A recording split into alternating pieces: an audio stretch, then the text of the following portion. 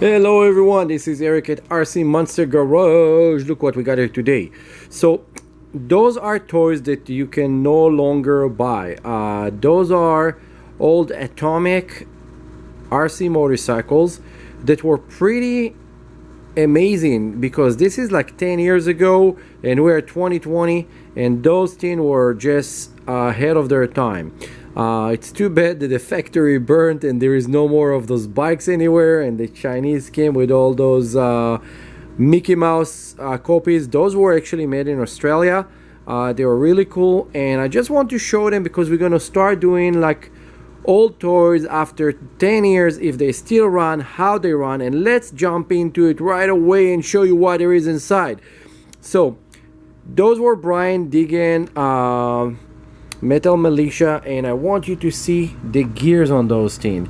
Those things came with real sprockets, real chain, and they used to have right here electric gyro that will turn so fast that the bike will stay stable, and it was really cool system. They actually come with real shocks over here that work amazingly. You can see right here those beautiful kind of triple trees were very cool. Now those motorcycles are no longer exist, but I still have two of them. So one was, this is how they came originally. They came as a dirt bike. They are so big that I need to be way back from my counter over here in order to show it. They're pretty tall. They're about like 1.5 feet from the ground right now.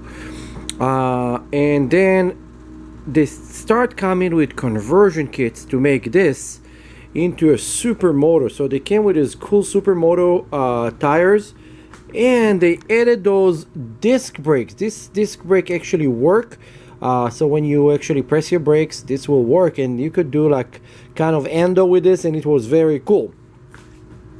Now those two motorcycles are still 100% working after 10 years. Those bikes were made in Australia, and it's not all the knockoff Chinese that Hobby King was selling right now. The triple tree was on those things was plastic, and you could get aluminum. There was even over right there, this thing is a steering dumper. It's a little bit dirty, I need to clean it. I haven't touched it for a long time, but this is the bike overall, and it was amazing bike. Now the rider was like from this foamy material, so when you bounced and crashed, nothing happened. It was absorbing the entire impact. So it was a very cool deal. Now I just want to take this thing real quick. Let's see if I can do that and still show. Okay, so let's consider that we're looking at the bike. The rear spring was working unbelievable, and then let's bounce to the front real quick. You have to release it. That's it. Now this is the front shock. We have a nice rebound that you can adjust, but I want to show you guys the rear shock, because this rear shock right there, you can see the nice red aluminum coil over.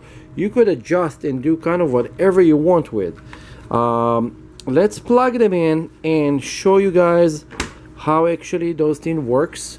I know I'm moving a lot because those things, I cannot just set up the camera and go. You have to show it all around while you're moving. Now this weird thing over here on the back, this is not an antenna. This is actually a wheelie bar. This thing will pop wheelie like crazy, and this will actually preventing it from flipping all the way back and causing some